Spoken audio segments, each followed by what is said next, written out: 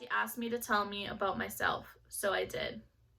I poured my heart out. I told her about what it was like coming out of high school from a small town in the Midwest and how supportive Chell always was, even when Alex wigged out and didn't talk to me for a month. I told her about my dreams of becoming a songwriter and making a break for the coast, about how that dream died with Chell because I couldn't imagine anybody else singing my songs but her.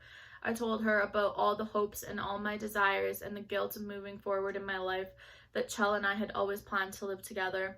I told her about the deepest fear that I didn't know who I am without my twin sister, my other half, that maybe without Chell, I'm nothing at all. Looking back on it, I can't remember that Blue Eyes actually said to me throughout all of this. She certainly didn't give away anything about herself, who she was, where she came from, not even her name. But I remember this overwhelmingly sense of comfort of telling her, maybe not in so many words, but that I was somebody. I was important. I mattered. Even though she didn't, I couldn't have known me. Somehow she did, and she loved me. She held me as I laughed and cried, and it felt like she was laughing and crying with me, feeling everything I felt just as deeply. The next part gets even fuzzier. At some point, Blue Eyes took my hand and invited me upstairs.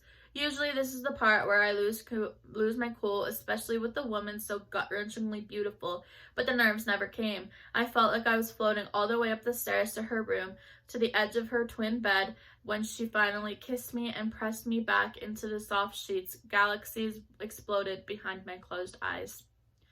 It didn't go any further than that, but it was somehow the most intimate experience of my life. I have no idea how long we stayed there, arms around each other, lips sliding together softly, sweetly. At some point, she pulled away to give me another one of those deep, searching looks. She opened her mouth as to speak when somewhere in the house a clock started to chime midnight. Her head snapped towards the door. She ducked her head and sighed. "Wait here, Lou." I nodded. It wasn't a question. There was nowhere else I wanted to be. With one last press of her lips to mine, she was gone. I flopped back onto the bed, wondering how long she would be gone and what we might get up to when she got back. Before I could follow that train of thought, though, a high-pitched, harsh shriek rent through the night. Painfully loud, even over the pounding bass line from downstairs. More inhumane, screeching voices soon joined in. I shot up in bed as the dance music cut out with the painfully grating sound of feedback from the speakers. There was a series of terrible thundering crashes. A chorus of panic screams sounded from the partygoers below. The peaceful veil clouding my thoughts lifted in an instant. It finally caught up to me how wrong the situation was.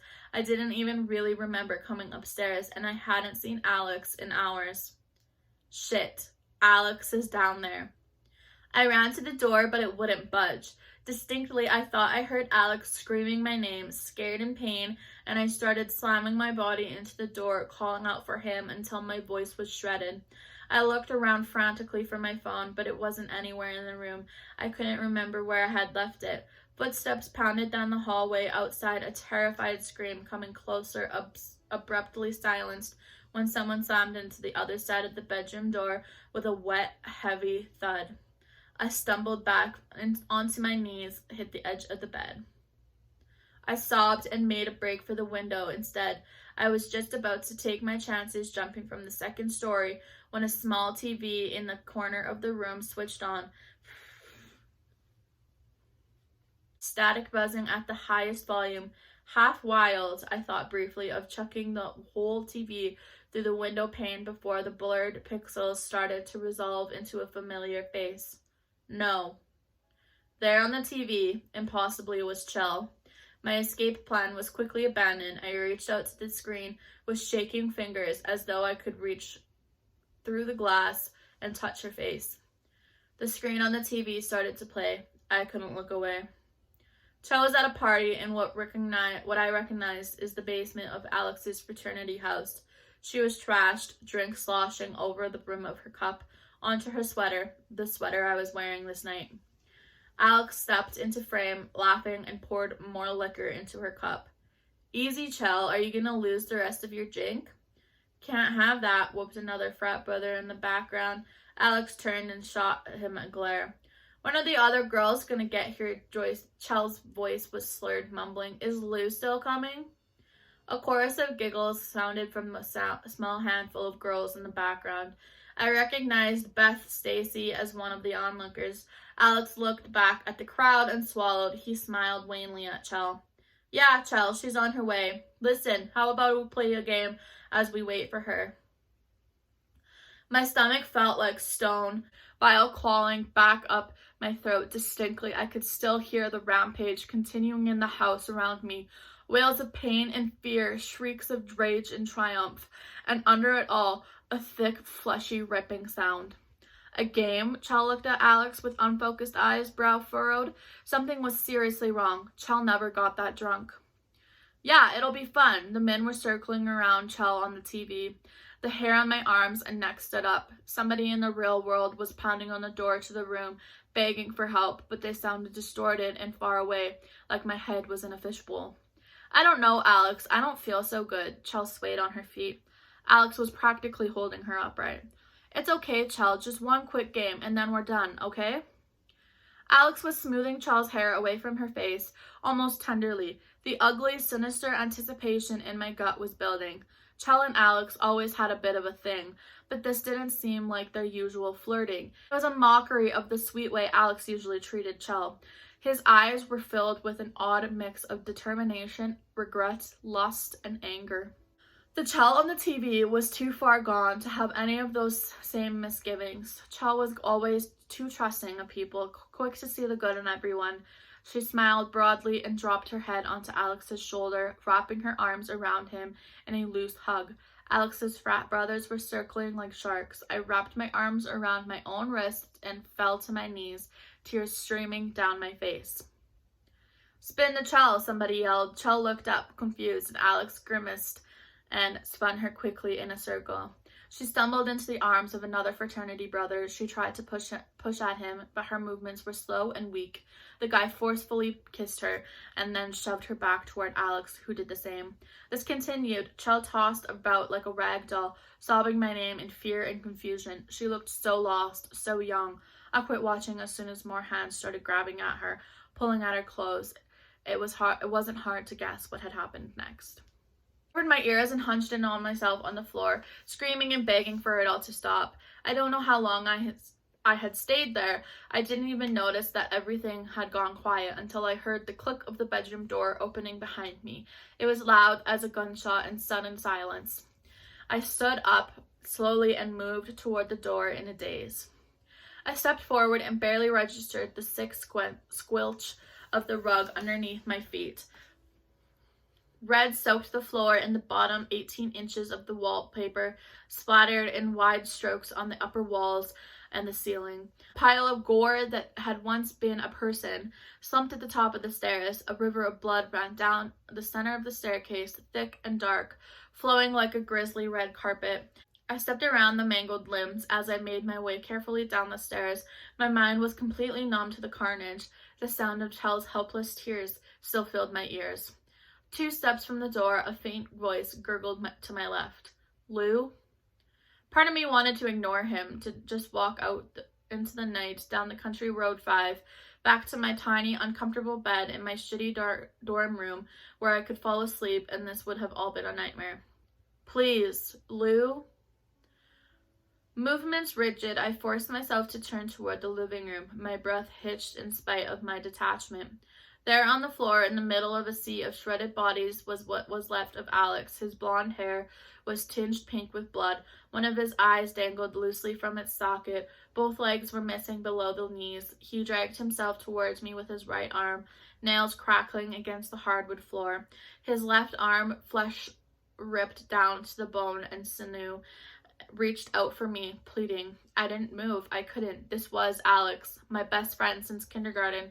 Chell's prom day, my first and last kiss with a man. This was Alex, the man who threw my sister to the wolves, who raped her. The reason Chell was dead. Did Chell say please, Alex?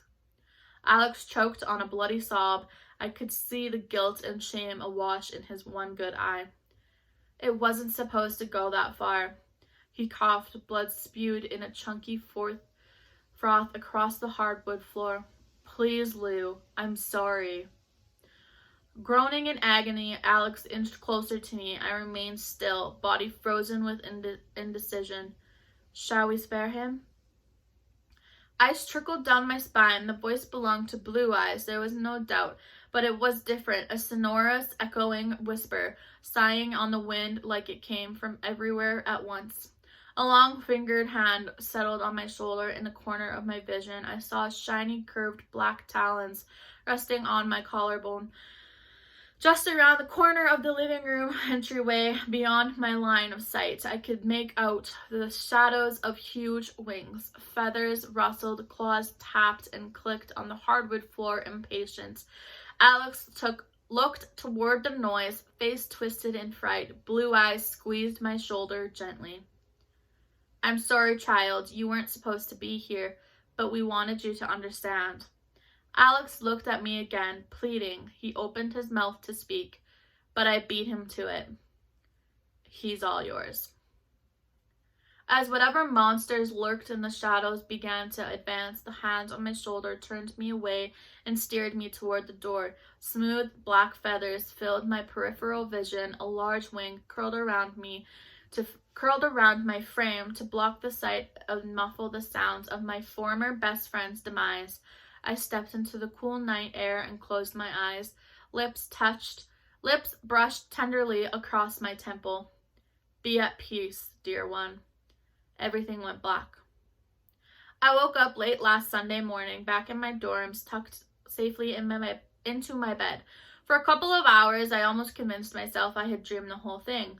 Every trace of the House Omega party has been scrubbed from my existence. All of my text messages from Alex about it were gone. None of the sleek black invitations remained. I thought briefly, hopefully, that maybe it had been all just a grief-induced nightmare. Until the news broke that Alex's entire fraternity and a handful of Chell's sorority sisters had disappeared into the ether overnight. The police have no leads. I know they won't find any. I drove back out to the Country Road 5 a few days ago after half a week of fielding concerned phone calls from my mom. There is nothing there, just an empty field with an abandoned, decrepit farmhouse rotting in the prairie sun. Alex's mom has been calling me too, to see if I've heard from him, if I have any clue what had happened. I haven't told her the truth. I've decided that I won't. Sometimes lies are kinder. She doesn't need to know what kind of monster her son was, the kind of monster he was killed by. I spent most of the day today at the cemetery. I sat cross-legged in front of Chell's headstone, tracing the letters of her name and thinking everything I should have seen earlier, everything I had missed. A shadow fell over me, breaking my reverie. Mind if I join you? I squinted up into the afternoon sun. It was Anna. With everything else that had been going on, I had almost forgotten that she was even there that night. I guess I had subconsciously cataloged her as one of the missing. Apparently, officially speaking, she was never at the party either. She helped fill in some of the gaps. Chell came to me that night, right after it happened, Anna said, voice tight. She sat down beside me in the grass, close enough our thighs were touching. I was furious, ready to call campus police, but she begged me not to. The boys and some of our so-called sisters had taken videos of the whole thing, she said, and threatened to expose her if she got too sensitive about it. I promised her I wouldn't call. I wish every night since that I had. I had decided I would connect with our campus resources instead, support groups for survivors, counselors, that kind of thing. I convinced myself it was good enough, but before I could make it happen, Anna choked on the words. She cleared her throat and breathed out harshly through her nose. Well, I was too late. I would apologize to you, but an apology is not good enough. You have nothing to apologize for, Anna. You tried to help her. I squeezed her hand. She squeezed mine back. Still, I felt like I had to do something. Anna stared at Chell's headstone, eyes hard. People like the men and women who hurt your sister, they think they're invincible, untouchable, and they're not entirely wrong these days. With enough money, you can get away with almost anything, right? She laughed, dry and humorless. So I knew I had to reach out higher than the authorities. What did you do? Anna smiled grimly. My family worships the old gods. I shivered at that, a chill dancing across my skin. I called upon a long-forgotten sisterhood, ancient and hungry. If I could deliver them the guilty parties, they promised they could deliver justice. Her expression softened as she finally looked at me. You were never supposed to be there, though. Oh, honey, I am so, so sorry.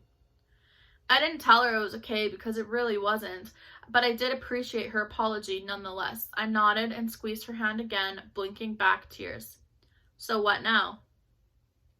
The deed is done. Anna stood up and dusted the grass off the back of her leggings. They'll have moved on. Anna looked at me long and hard and bit her lip and reached into her purse.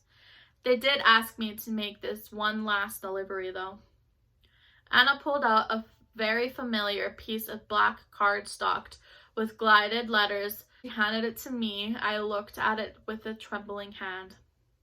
There is no pressure and no expiration date, Anna said. She started to go, but turned back one last time with a sad, sweet smile. I am really sorry, Lou, for everything.